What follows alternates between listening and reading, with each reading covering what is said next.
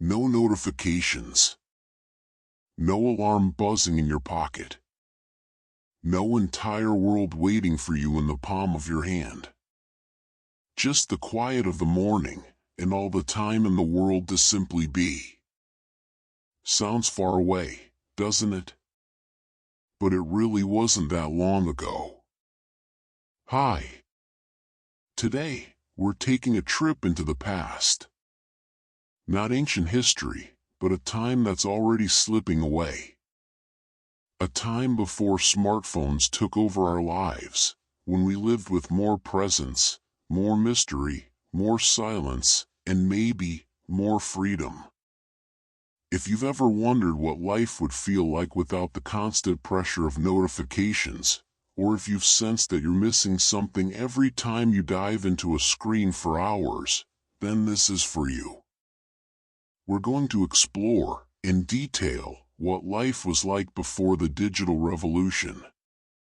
We'll revisit routines, feelings, behaviors, and even sensations that technology swallowed whole, and maybe, along the way, find ways to reclaim what truly matters. The world before, when silence was natural. It was just an ordinary summer afternoon in 1999. Sunlight streamed through the windows, no filters, no screens. The only sound in the house was the steady ticking of the clock on the wall. You were waiting for a phone call that might never come, and that was okay. The landline might ring, or not. And silence wasn't uncomfortable. It was just normal. You left the house not knowing exactly who you'd see, what you'd do, or where the day would end. No GPS. No notifications. No pressure to look interesting online. All you carried was a key, a little cash, and maybe a disposable camera, if you were feeling inspired. The streets were full of accidental encounters and slow discoveries. People looked each other in the eyes when they talked. They were there, fully present. Because there was nothing buzzing in their pocket demanding attention. Communication, from waiting to instant everything. Before smartphones, communication carried weight. Writing a letter was a real gesture. Calling someone took courage, emotional preparation. And if no one was home, you left a message. You waited. You practiced patience. Then came cell phones. Short calls. Limited text messages. Still, there was time to miss someone. Time to imagine. Absence was still part of relationships. Today, we live in the era of seeing but no reply, liked but didn't comment. The anxiety of waiting has been replaced by the anxiety of being constantly connected. And paradoxically, the more connected we are, the more distant we feel. When searching was a journey of discovery. If you wanted to learn something, you went to the library. You flipped through thick books filled with handwritten notes and underlined sentences from others who were also searching.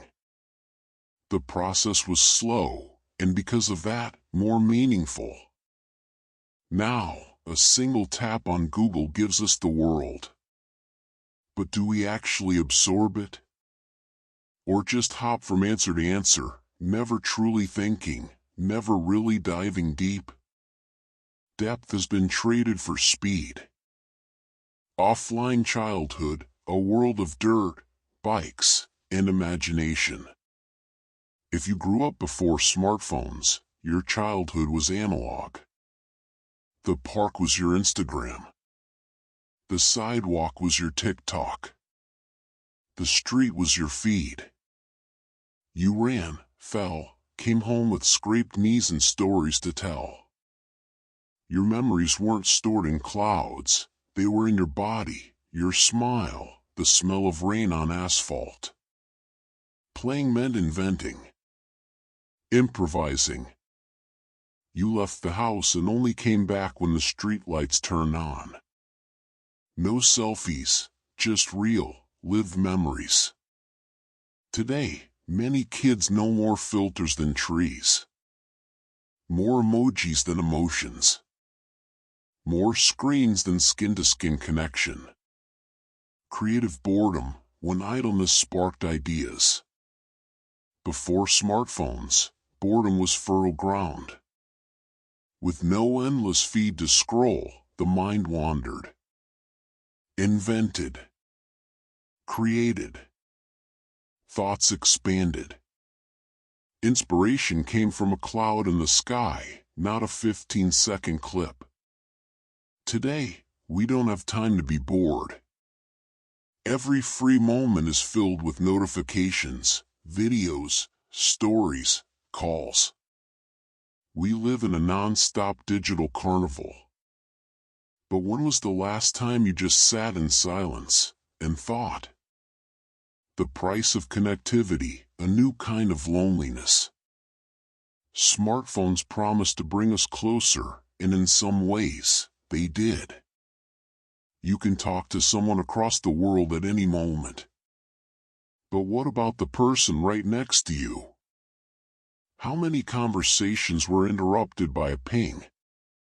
How many dinners filled with silence, everyone looking at their own screen?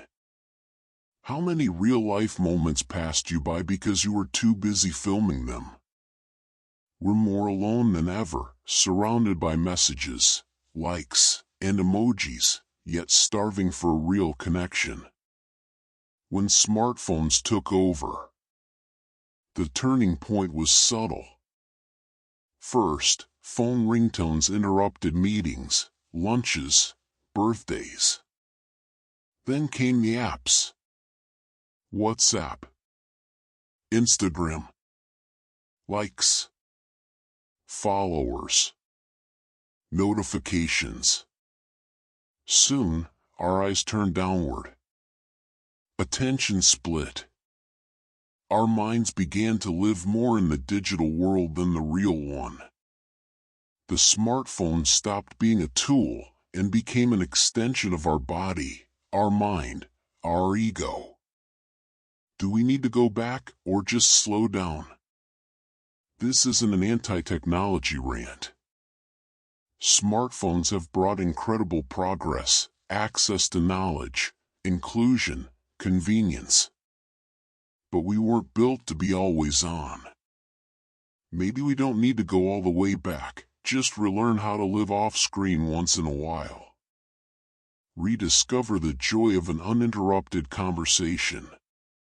Of an afternoon without a single buzz. Of a moment that doesn't need to be posted to be real. What if you turned it off, right now? Close your eyes. Picture yourself in a park. The sun is setting. You hear laughter, footsteps, the wind. No earbuds. No buzzing phone. Just you, whole. Present. In the real world. Maybe the next digital revolution isn't a new iPhone. Maybe it's the courage to look up. To breathe. To be. Because real life, the kind that moves you, touches you, transforms you, still happens off the screen. Maybe the real revolution is looking up. Smartphones changed everything. How we talk. How we learn. How we work. Even how we love. But somewhere along the way, many of us got disconnected from ourselves. Now, more than ever, we need pauses. Silence.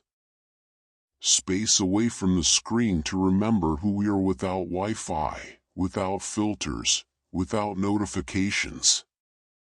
If something in this reflection stirred something in you, if you felt a strange kind of longing for something you can't quite name, That's not just nostalgia. That's your true self, asking for a little bit of space. Thank you for coming this far with me. May this journey into the past not just be a memory, but an invitation to choose